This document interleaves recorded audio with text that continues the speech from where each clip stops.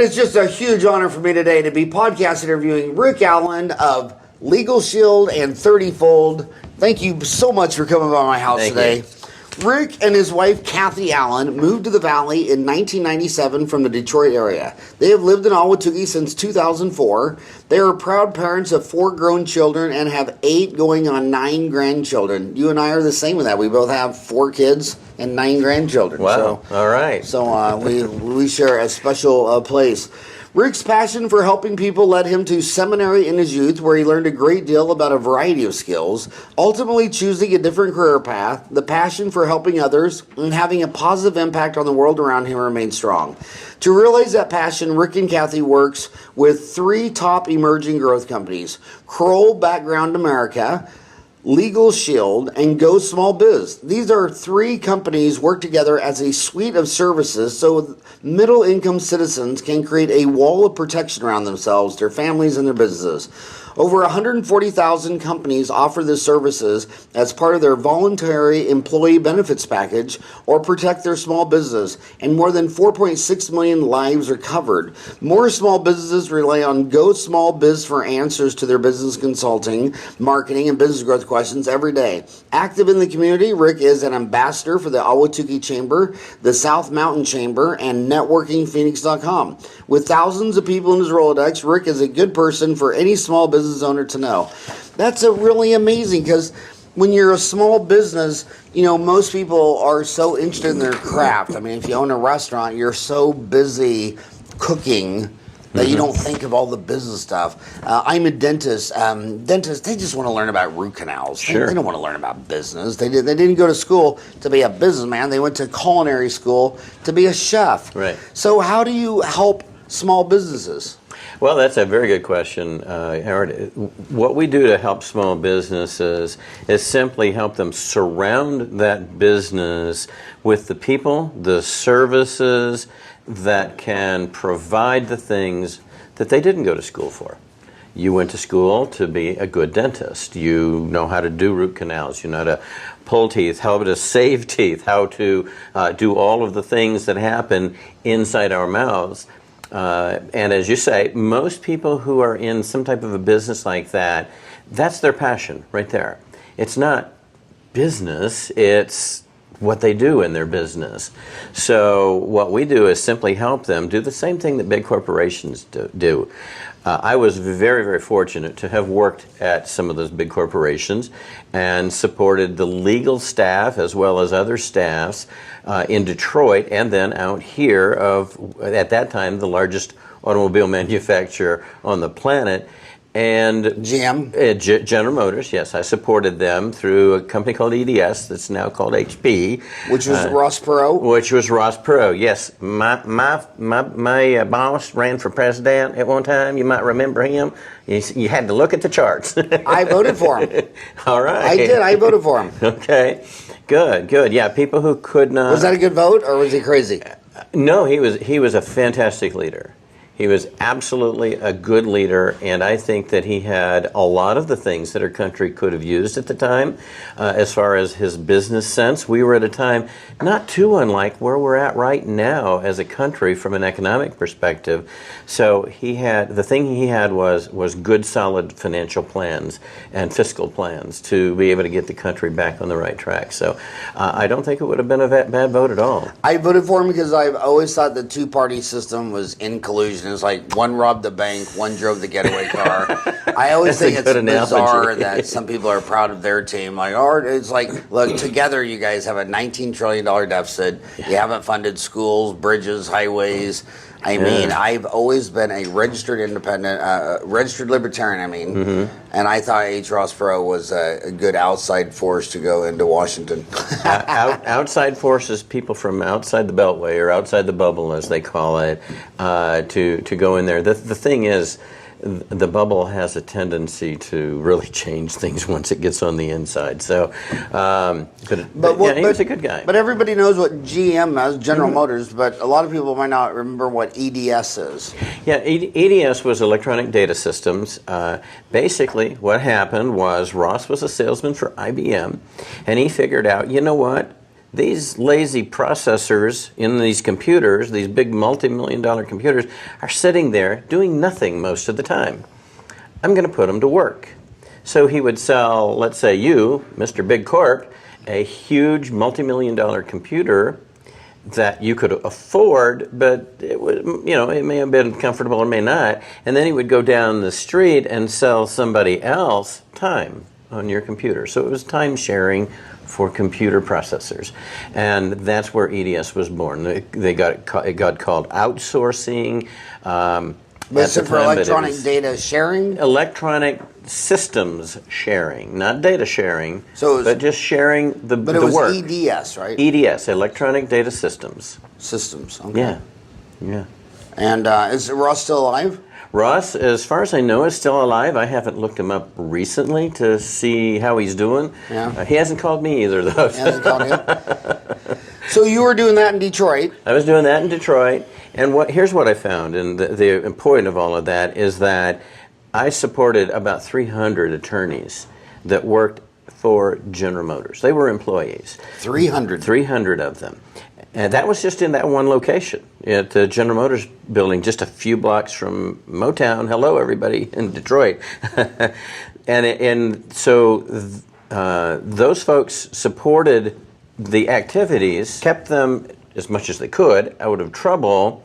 And that's the way big corporations use attorneys and consultants. So the little guy, the small company, doesn't typically have the ability to do that.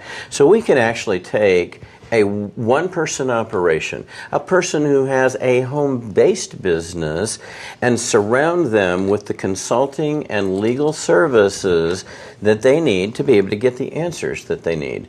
I like to tell people that it's sort of like in baseball, you get 3 strikes. In business, you can be out of the entire game in the first inning with one bad decision. So you can get 143,000 possibilities by Googling your issue or problem. You can get a lot of opinions by going on Facebook and asking your friends who may or may not have any real clue. But what about the consultants who know your business, who understand business? What about the attorneys who know what the laws are in your state? What about them? How can they help without having to worry about putting thousands of dollars into a retainer or be paying $300 an hour every time you have a question? It's not that those fees are unreasonable. For the services they provide, they're really very reasonable. But the average small business, and certainly the average consumer, can't afford that. But when I got a letter from ADOT over the weekend about a vehicle that had been towed that I have a lien on, I'm the lien holder, and I wasn't sure what the implications were. At running, it was only worth $600. So now, totally totaled out, it's not worth very much at all. But I wanted to know, does this letter mean that there might be charges against me? I didn't know. The language wasn't clear. So I was able to pick up my phone, talk with my attorney, which I did just this morning. They called me back within just a couple of hours, and I had a discussion about what are my rights, what are my responsibilities, what can I do or what do I need to do about this? And then the conversation turned because my attorney wasn't on the clock. I pay a very modest monthly fee to be able to have them available to me. And we talked for probably, I don't know, a good 10 or 15 minutes, and the attorney told me, well, you also now, after that part is all over, you also need to be thinking about this and making sure that this happens with that party's insurance company. So it was comforting to me to be able to get that kind of level advice, and it's not because my brother-in-law is an attorney, it's because I'm covered by LegalShield. And so anytime I need to, it might be a big question, a little question, I simply pick up the phone and I have a conversation with my attorney. So on Twitter, they're at LegalShield. Mm-hmm. I just retweeted their last tweet. So are you the Arizona franchise for that, or do they I certainly wish I were. So I'm an independent, one of many independent associates. It's sort of like being an independent insurance agent. Like the farmers?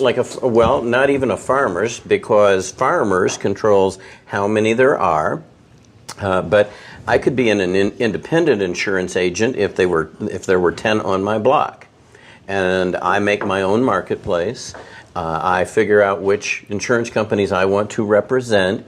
So it's very much, in a sense, set up like an independent insurance agency.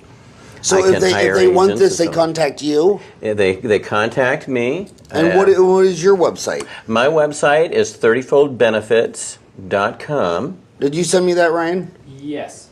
30fold. Your website is 30fold.com? I have 30fold.com. That's my brand. But I have 30fold.com. I have 30foldbenefits.com. I'll send you that one right now. So what is your home? Where should people in Ahwatukee go to? 30foldbenefits.com. Yes. Okay. And I see that LegalShield is out of, is it pronounced Ada, Oklahoma? Ada, Oklahoma. Is that a suburb of Oklahoma City or Tulsa? Well, it depends on how far away you can go and still be a suburb. There's a lot of nothing between Oklahoma City. It's probably about an hour and almost 2 hours away from Oklahoma City, right out in the middle of nowhere, about 20 miles from nothing. I grew up in Wichita, Kansas, which is just 3 hours up Interstate 35 from Oklahoma. I used to drive there a lot because my mom's brother lived down there. Yes. And so Ada, Oklahoma. That's a what was that line in Star Wars? That's a name I haven't heard in a long time. Remember that quote? Mm-hmm. So let's see. So Ryan just sent me at 30foldbenefits.com. Yeah, the nice thing about Ada, Howard, is that it doesn't matter if you're coming into town or leaving. The name is the same whether you're looking at the windshield or the rearview mirror. And it's also, if you're a dentist, ADA, that's the American Dental Association. American Dental Association, so, it could have been in Chicago. Mm-hmm. So if you go to 30, so what is, so LegalShield, like what kind of laws would it, what kind of, I mean, lawyers are so specialized, so yes. is it, what legal areas does it cover? Covers pretty much everything except for tribal law and international law. Tribal law with reservations? Tribal law with reservations, right. Okay. So, because they're actually, a lot of people don't realize this, they're actually not part of the United States or a nation within a nation. A nation within a nation. That's why they can have a casino or. Yes, they have. They come under some of the laws of the United States, but not necessarily all of them. And I really don't know. I'm talking out of my hat here, but I don't know how all of that works together. But I do know that there are many senses when you set foot on tribal land that you're really in a foreign country. Yes, no doubt about it. Mm-hmm. And then international law. So all the other laws. So and then you're also with 30fold. Mm-hmm. And what is that's a separate website. What is 30fold? Well, 30fold actually began as an online Christian bookstore company. We actually set other people up, churches and ministries, to have an online bookstore.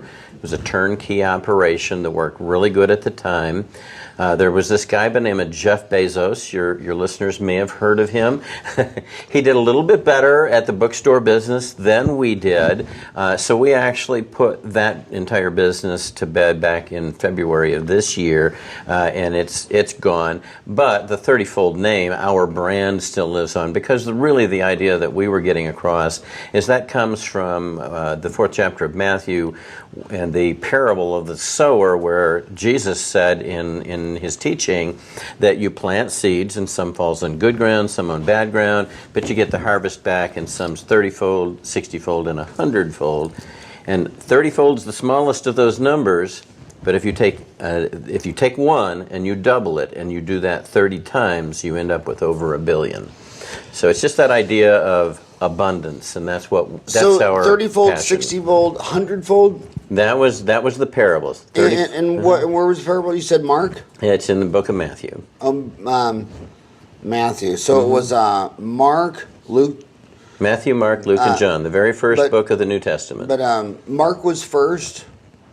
Matthew is the first one in order of the way they appear in our canon. So it was in Matthew. Mm-hmm. Interesting. Yeah. Yeah, there was a joke. I remember when I was a kid, they always used to teach you, they'd say, how about I mowed your lawn and you only paid me 1 penny, but every time I pay it, you have to double the amount. So the next time it'd be 2 pennies, the next time 4 pennies, then 8, then 16, Yes. then 32, then 64, and the 30th lawn mowing time would cost you $1 million. Right, that's correct. That is is amazing. So that's interesting. I didn't hear that, but so you started as an online Christian bookstore, 30-fold, Right. but now what is it? Well, now that is simply a place where I publish information to try and help people create solutions for issues that they may have. We help support people who are in business, and particularly we market that to the Christian business community. It's not exclusive to them, but that's who we are trying to attract, is that Christian business community, people who are in business, but they're people of faith, and they're looking for benefits and services and things that will help them be successful with what they're doing. So that's I what love we're on trying your to do. website 30-fold is the bookstore, but yours is 30-fold benefits. 30-fold benefits is our LegalShield. I love what it says. I loved reading this. So I invite you over. Equal justice without equal access is meaningless. I am driven by a passion to make sure every American knows they can afford access to the legal system. In a land where it is better to be wealthy and guilty rather than poor and innocent, it's time to make the dream of equal justice a reality. If you ever signed a contract, been overcharged or treated unfairly, received a traffic ticket, known or been a victim of identity theft, or had an issue where the advice of an attorney would be helpful, perhaps you wanted to call an attorney and ask, do I need an attorney? You owe it to yourself and your family to learn more about how LegalShield provides protection for your family and your business. If you're passionate about equal justice like we are, you may even want to join our team and be part of the cause. So you work as legal service plans. Your education is Bob Jones University.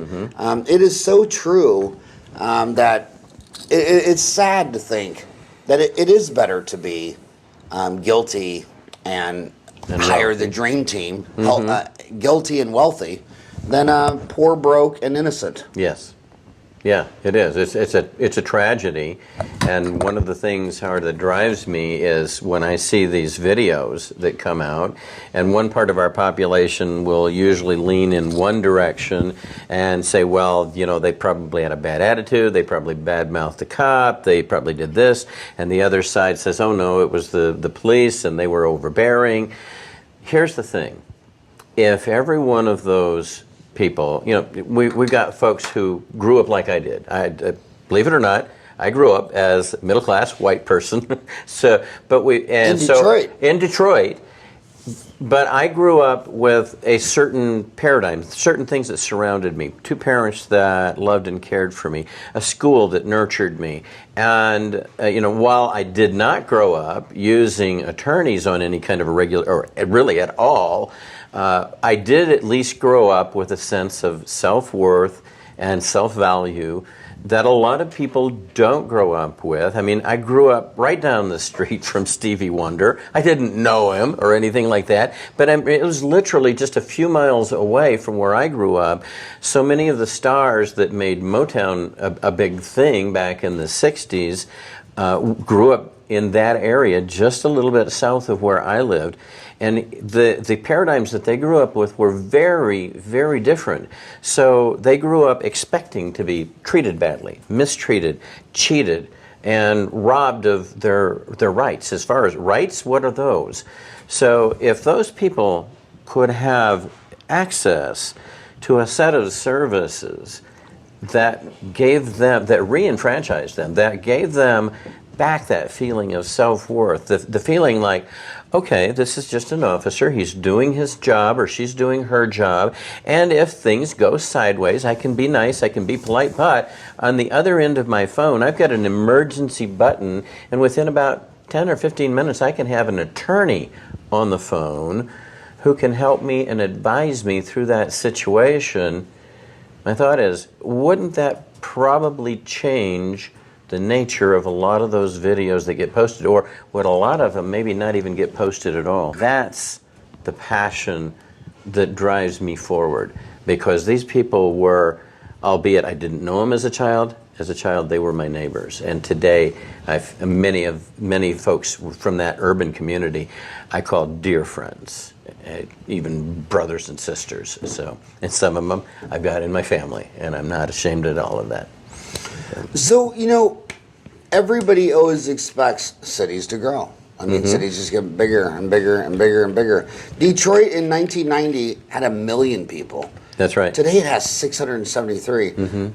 I can't think of any other city that had 1 million people in 1990 that's now lost a third of its population. What happened to Detroit? Well, it was built for 2 million. That's the thing.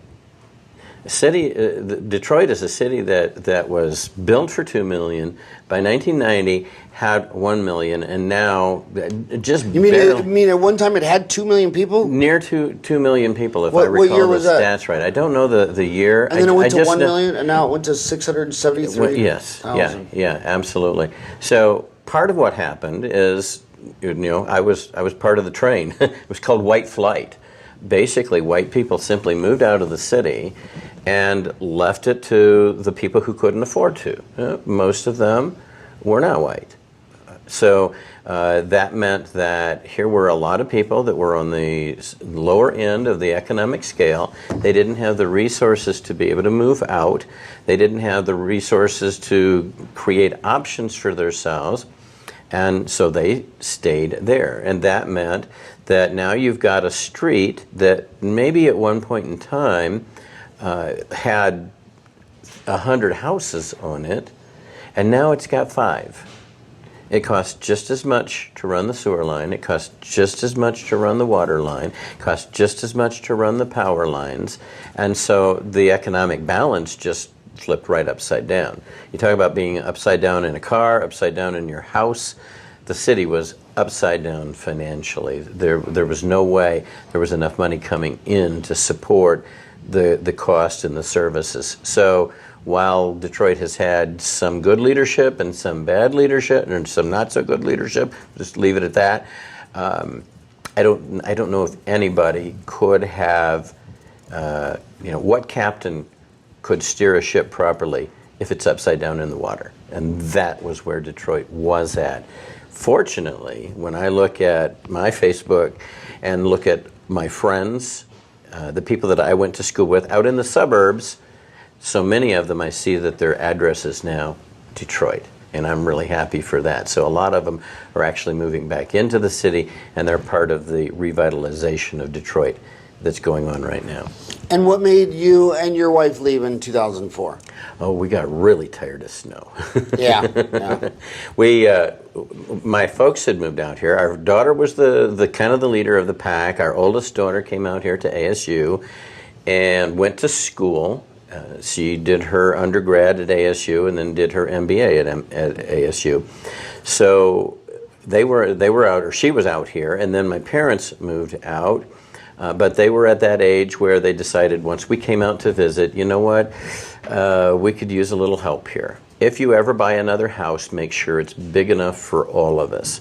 So I looked around in Detroit for such a house, and there was no way we could have touched it, but we could move out here far more economically. Than Detroit? Yeah, than in Detroit at that point in time. And that was the late 90s. So we came out a few times at Christmas time. We loved it. We would go back. We had left our coats and things in the vehicle, which a friend drove home. So when we got there, we didn't have coats until we got to the car and got them on. And it was just one of those things where it's like, you know what, we just need to be out here. I used to watch a program, Howard, called, let's see, what was the name of it? It was Arizona Territories with Rex Allen. I don't know if you're old enough to remember that, but that was one of the shows. My dad didn't watch much TV, but that was one of the few shows that he would sit down and we would watch that together. And so when we moved out, when we took that drive across the country and moved to Arizona, it was like, I'm moving home. I'm not leaving home and moving to a foreign place, I am moving home. And that's the way Arizona felt to me from the first time that I came out here, and still does today. So we fell in love with it and realized, both of us, that this was. So when you came to Arizona, did you go straight to Ahwatukee? No, we've actually first went to Peoria. My folks had a house there. We moved in with them while we figured out exactly what our plan on the ground was going to be. I was still supporting General Motors as part of the EDS. I was out at the proving ground. So for those of you who know the valley, you know that we were driving quite a little ways. Here's the fun part, though. I worked at a place called the Solar Exposure Lab that was right in the center of the GM test track. That meant that I had to drive the track to get into my facility and to get out. So the last 5 miles on the way to work and the first 5 miles going home were sideways at about 100 to 120. Nice. So that was fun. And where was that out? In East Mesa? Yeah, I believe they call it Eastmark now or something like that. It's actually a community. The proving ground is gone. But yeah, that was out there at Warner and the road that goes down through Queen Creek.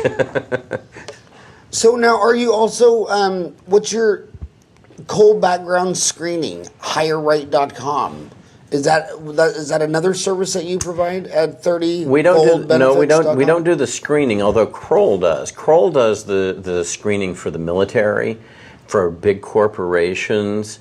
They provide a plethora of services. For example, they used to provide the security shield, or the security blanket as they called it, around the space shuttle when it would re-enter the Earth's atmosphere. So, and I have no idea what that means technically, so don't ask that. But that was one of the services. When the Twin Towers fell and the Kuwaiti government wanted to know where Saddam Hussein's assets were, Kroll was called in to find those assets. They were called in as well as to recover the gold from under the Twin Towers that nobody really even knew was under the Twin Towers. So they do a lot of high-level things. The Enron debacle, they were the forensic accountants that came in to figure out and unravel the twists and turns of all of that mess. So those are the kind of things. And they realized way back when, I mean, we're talking about 15, 20 years ago, they realized that there was a tsunami coming of personal identity theft. And that was going to create quite a stir. And of course now, I mean, it's like on everybody's tongue, right? There's 1,000 companies out there that supposedly give you services to protect your identity, but there's really only one company who uses federally licensed investigators to go in and fix your identity for you. Because if it was just credit cards, it's so easily taken care of. Federal laws are in place, they protect you. You see a bad charge on your card and you know that you weren't in the Bahamas buying a bikini, then you just call your credit card company up and they fix it and send you a new credit card. And at least from the consumer's perspective, the problem's solved. Now they still have a problem, but your problem is solved. But that is only the tip of the iceberg. What happens if somebody gets Ryan's driver's license and they decide to put their picture on it, but his information? They go off and they're now over in Albuquerque and committing crimes. And they have to identify themselves when they get caught, so they identify themselves, oh yes, I'm Ryan, and I live over there in Ahwatukee. And do they show up for court? No, they don't. That is identity. We used to call it mistaken identity. That's identity theft, and that's a huge problem. People sending in their tax returns only to find out, oh no, you sent your tax return in a month ago, and we sent the check out to this address over here, and it's not your address. These are all identity theft kinds of things. Medical identity theft. Somebody gets a hold of your medical identity and uses up all of the services available under your plan. Now what do you do? How do you fix that? And being in the medical profession, Howard, you know that if I come in and you're going through my records and you say, give me some information, and I say, no, I didn't have those teeth removed, and I say, that wasn't me. You know, federal law says that you have to close that. You can't even talk to me about what's in that, even though it was my jacket. So how does one fix those kind of problems? Well, that's the kind of thing that Kroll has the people, the expertise, and the resources to be able to do. So they go in, and for really less money than those plans that just kind of protect your financial identity, they will go clean all of that up for you. And that's really the power behind that piece of our offering. And we offer that, as was mentioned in the beginning, even as a employee benefit at 140,000 companies across the country. Now, do they do background checks on employees? Kroll does, but we don't offer that part of the service. Yeah. So they would do that for like your big Fortune 500 companies and things of that nature. That's not a service that we have from Kroll at our level. We have the identity theft as well as a product that you put on your phone and on your PC, and it helps you create and retrieve strong passwords to keep your online information safe. Man, privacy, it's really dead, isn't it? I mean, there is no real privacy anymore. We used to be able to shred documents and keep our information safe, and we had to worry about the waiter or waitress down at the local restaurant and anybody that we handed our credit card to, and that was really the thinking that surrounded consumers thinking around identity theft. But it's such a much more huge issue than that people need to be aware. And that re-education of America, we saw all of those really very well done commercials. I loved them myself about the guy that got the motorcycle voice, and he's a big gruff, he was a big gruff guy, and his voice was like a squeaky young lady, and he talked about the bustier that he had gotten with someone else's credit card. I mean, those were fantastic commercials, very, very funny. Unfortunately, they were miseducating America that it's all about your credit cards, it's all about your credit score, and as long as we take care of that, you're okay.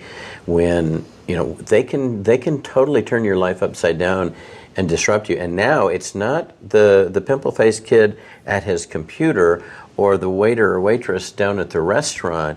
Now it's, if you go into a call center in America, a support desk that is legitimate, and just look at that sea of people with headsets on, doing phone calls and doing computer work. Well, there's places in this world where they have such a sea of people who are programmers, and they are actively getting not your information, but your information and all of the other dentists in America, or your information, Ryan, and all of the other students at ASU, or all of the students within the Maricopa County system of schools. So they're getting large numbers of these things and then selling it. It's a green industry. So literally, if I have your identity, I can sell it over and over and over and over. And that's exactly what's happening today. So yeah, privacy is dead. Wild. So you're also part of Networking Phoenix. Mm-hmm. What is Networking Phoenix? Okay, good question. And I'll have to give a shout out to the young lady who actually started that. Her name is Gelly, and Gelly, a lot of people know her just by her first name. She's one of those first name people, but because her last name is really hard to say. What's her name? Gelly, like Kelly, but with a G. Gelly. NetworkingPhoenix.com is a greater Phoenix business networking event. Discovery platform that uses sophisticated data mining and outsourcing to help people find the business networking events that are right for their goals. And she also has a media company, Gelly Media. Mm-hmm. Yeah. For the last 12 years, Gelly has been professionally networking in the Valley and has built the largest local community of entrepreneurs, professionals, and business owners. Very interesting. Yeah. But anyway, so continue about Networking Phoenix.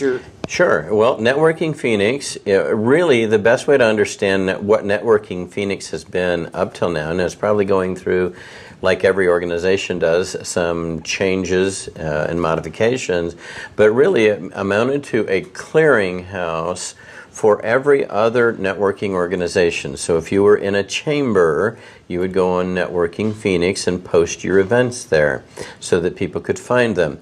And people would go to Networking Phoenix and they would say, well, let's see, I want to network in the evening on Wednesdays, and I'm in the 85044 zip code. So what's happening in the networking world close to me on Wednesday evening? And I could go look that information up on Networking Phoenix and find the sites and the groups and things that were going to be near me at the time that I was available.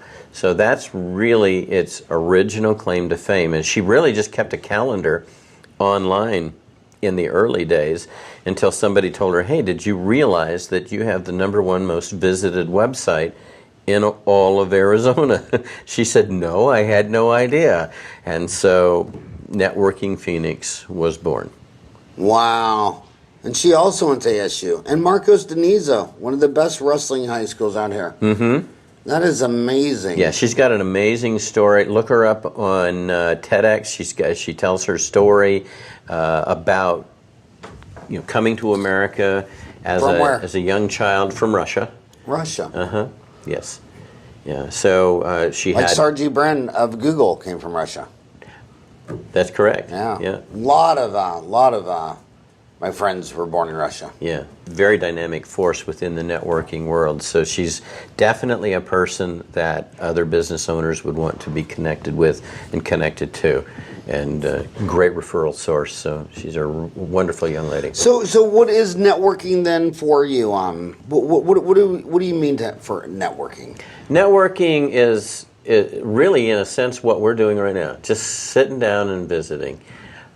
My early background as a kid was a lot of it in the South, and sitting on a porch on a rainy day with rain driving down on a tin roof making more noise than thunder, and just talking with the person next to you as you lean back in an old straw chair. So you get to know people at a much deeper level. What a lot of people try and do as business networking these days is more analogous to walking into a bar for a guy and just start asking young ladies if they want to hook up and go home with them. That's the way a lot of people do networking. But true networking is where you get to know someone on a deeper level. You know who they are, you know who their kids are probably, you know what their likes and dislikes are, you know what's important to them. And that's one of the things that, as part of 30-fold, that we encourage people to do is to make connections. You know, we both got cell phones here. And if I just went into the other room and picked up my phone and started trying to talk with you, it wouldn't work very well. I would have to dial your number and make the connection. And that's the thing that most people are forgetting today in business and in trying to build their businesses. They're going out looking for hookups. They're looking for the quick buck, the fast money, the person who's going to buy their product, when really they would be much better off making connections with people, finding out who they are.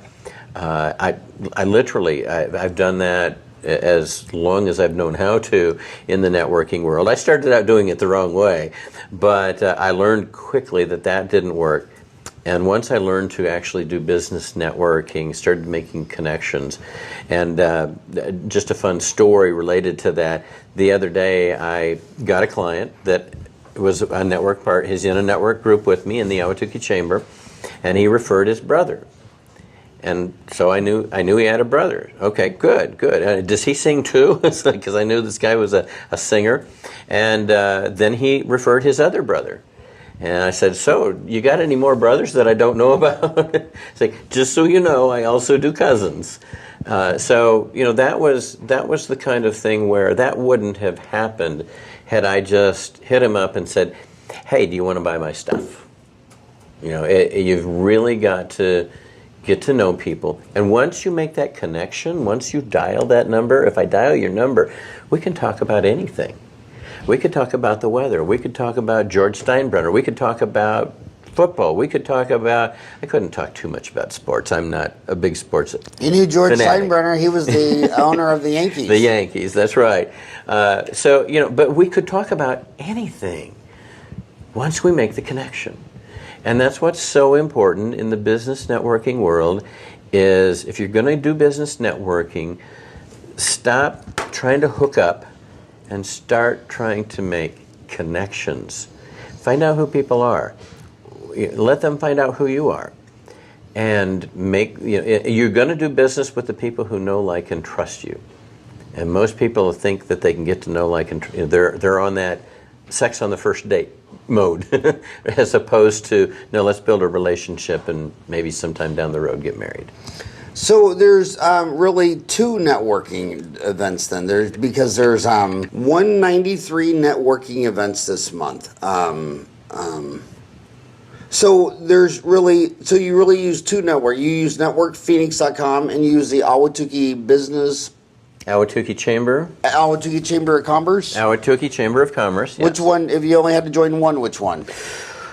Ooh, Can you send me a link to Ahwatukee Chamber of Commerce?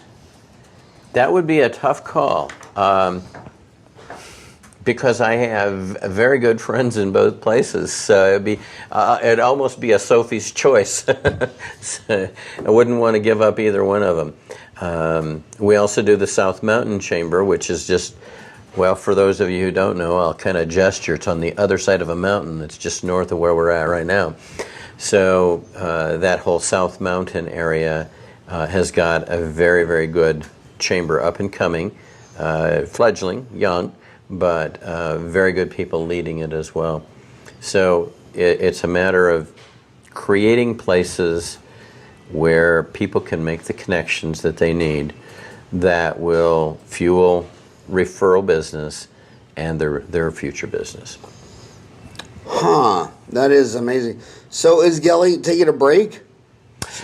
Gelly is kind of revamping, and she's doing a lot with her media, but the site is still there, and the site is actually undergoing a rewrite, as I understand it right now. Because what happened is it just got so big and so large, and like anything, you build technology to hold so much, and then all of a sudden you try and put, 20 eggs in a 1 dozen egg basket, and things can start falling apart. So it's not falling apart, but it is a little bit slow. So I always tell people, if you're going to networkingphoenix.com. I have always wondered, what percent of the planet of America, you think is shy and introvert versus outgoing and gregarious, like you, Percentage-wise, I would say probably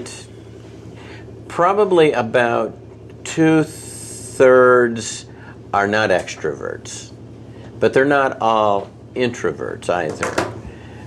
So they're probably just uneducated or miseducated in how to go about making the connections and getting themselves out there. They're maybe a little bit socially awkward, let's put it that way.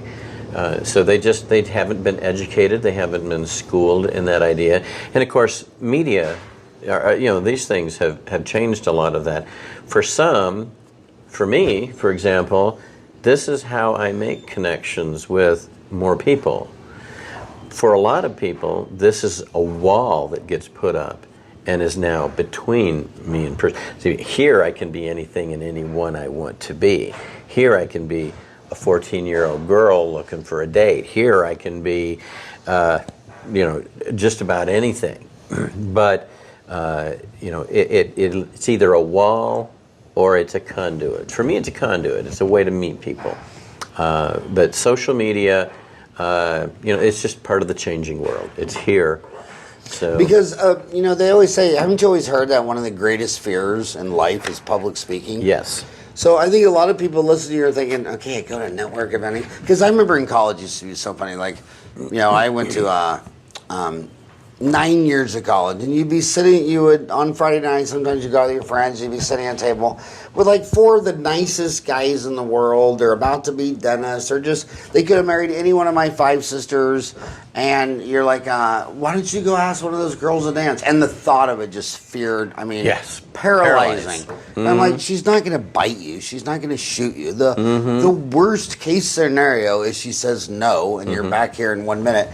So do you think a lot of people look at a networking event thinking, oh my God, that's not me. That would be, that'd be the worst thing. So what would you advise someone or any of your clients that need to network but just look at it as utter fear?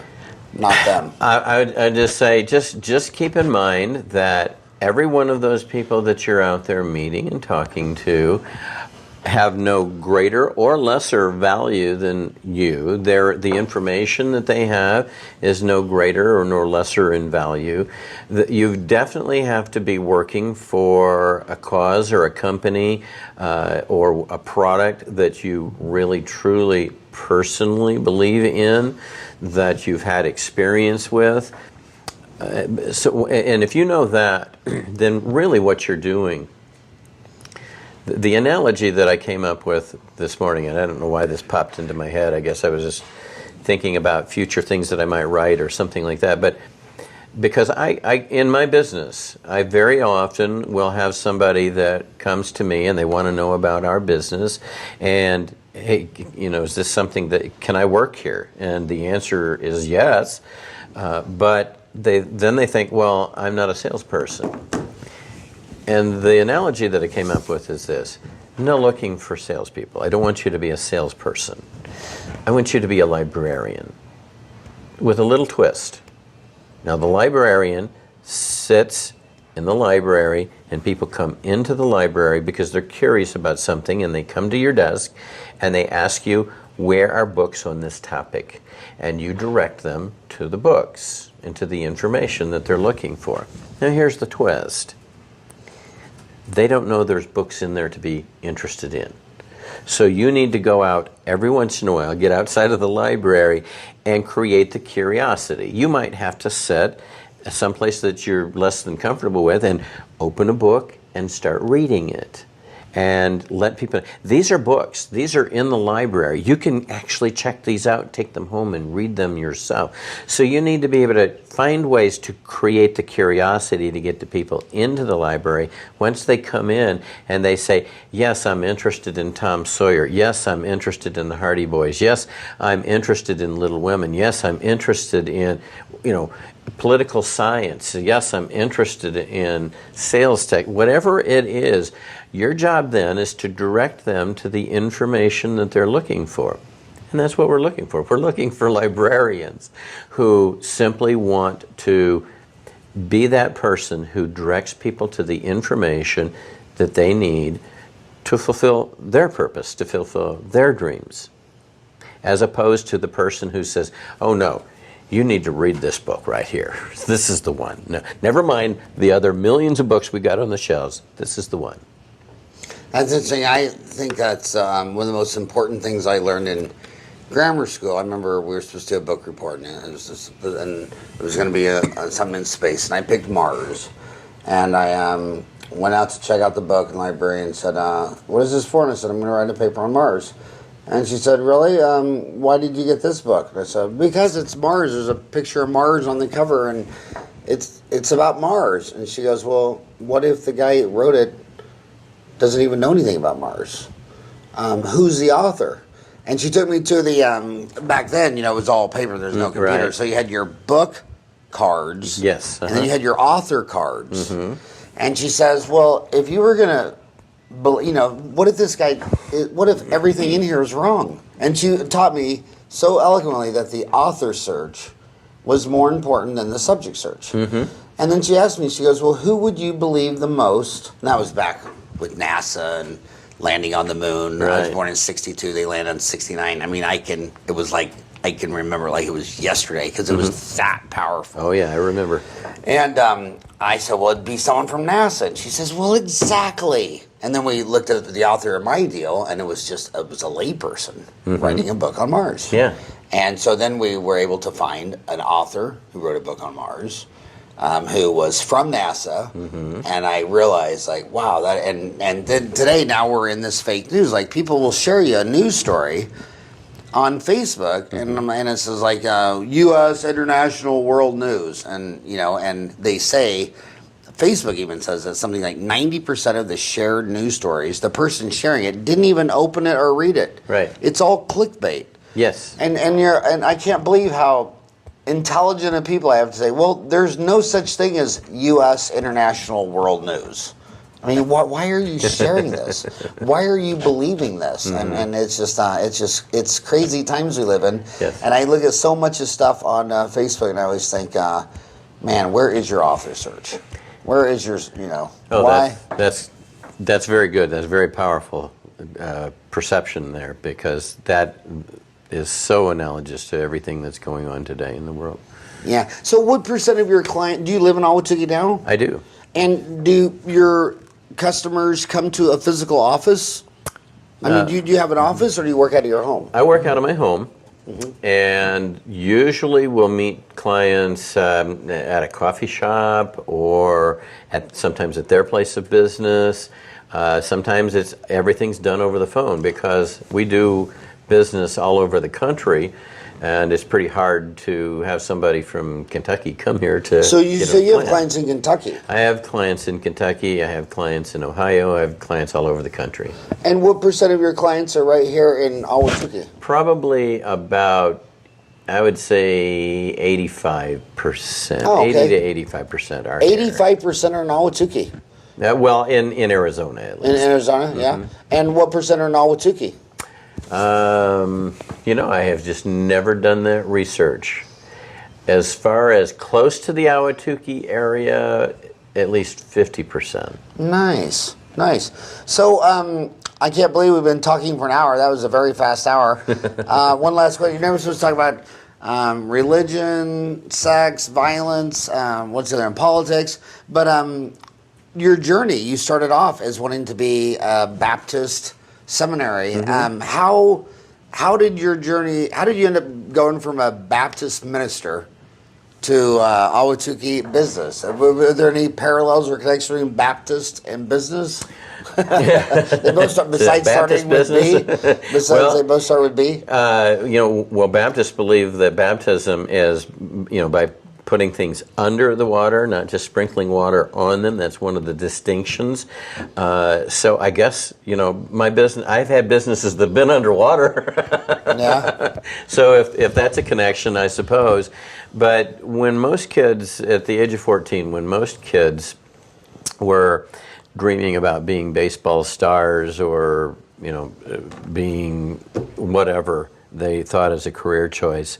One of my early heroes was a fellow by the name of Billy Graham. Some of your listeners will recognize the name, some won't.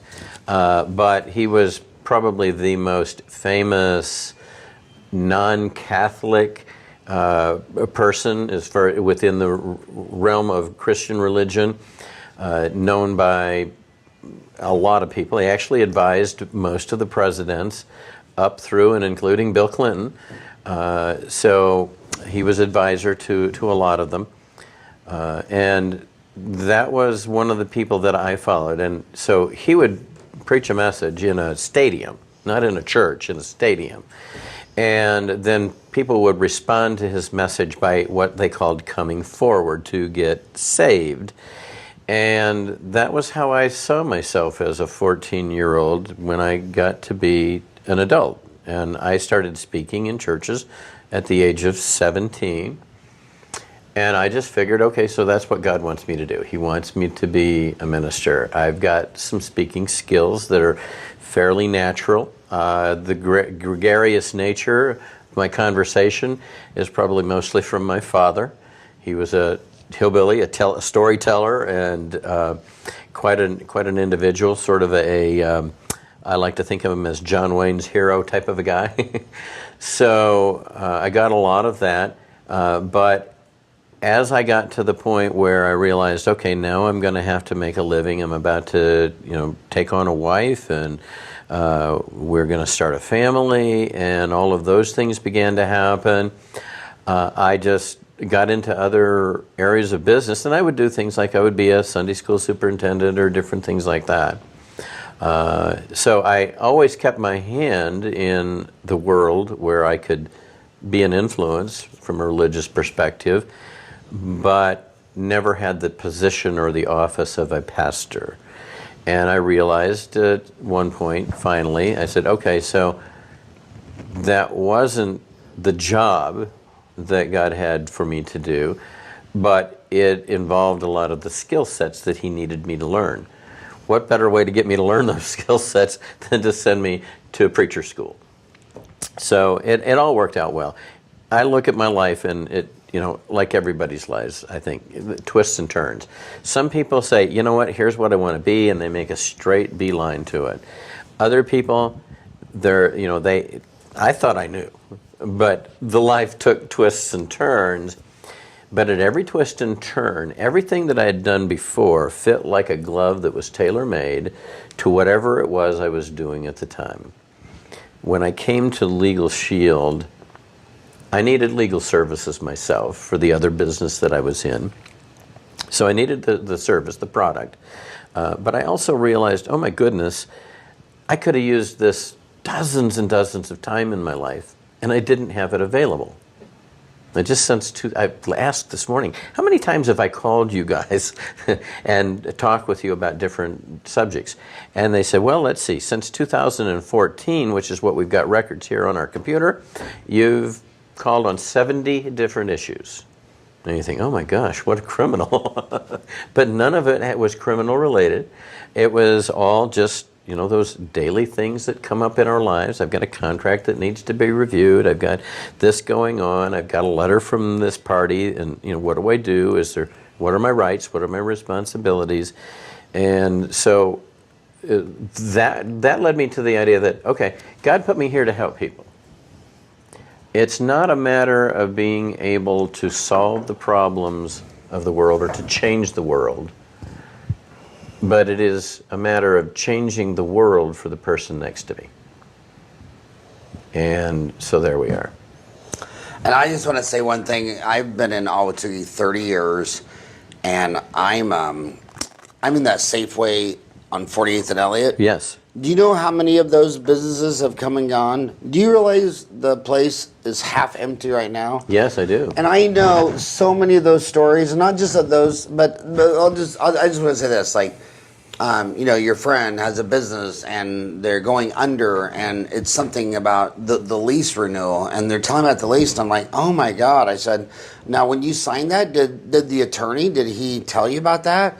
And they go, well, I didn't have an attorney look it over. Mm-hmm. I'm like, well, what is your legal background? You signed a 5-year lease, and now you're going to lose your business. And I've seen businesses go out of business. I can at least 3 times in Ahwatukee just because of something in the lease. One guy, the roof was leaking, and the way he signed the triple net lease, he had to repair the roof, and they were vacant on both sides of him, and he got the whole bill for the whole roof on his deal.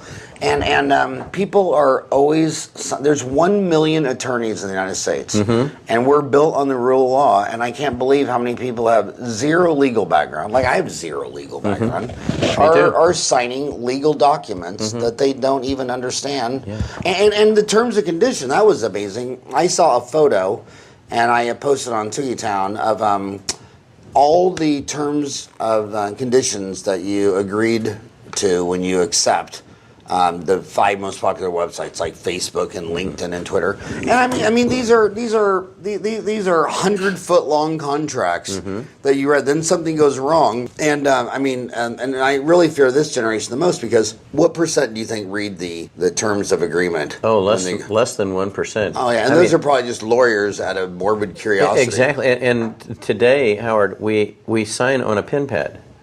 Yeah. We scroll through on that pen pad. Here's our agreement for this, and you get a new cell phone and you sign probably 5 or 6 different times, and every one of those is a big long document, and you're kind of doing this because you just want to get down to the point where you say accept, because I want that shiny new phone.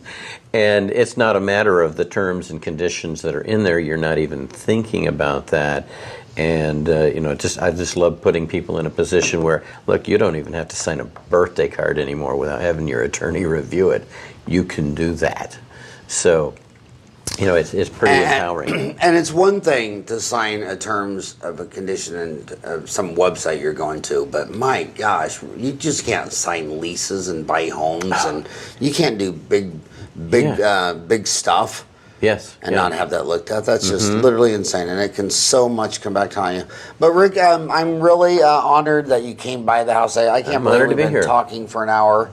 And thank you so much for coming by today. Thank you for having me. And talking to my homies in Ahwatukee, trying to make everybody have a more interesting commute into work today. It's been a pleasure. All right. Thank you very much. Thank you.